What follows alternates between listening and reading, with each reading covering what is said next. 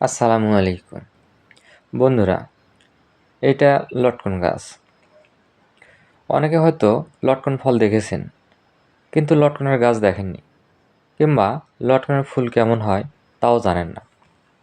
তাই লটকনের গাছ এবং ফুল নিয়ে উপস্থিত হয়েছি। লটকনের ফুল আসতে শুরু করেছে এখন কলি। অন্যান্য গাছে যেমন কাণ্ডের সাথে ফুল হয়, এইটা ব্যতিক্রম। এই ফুল আসে গাছের সাথে, ডালপালায়। লটকন ভিটামিন সি যুক্ত ফল।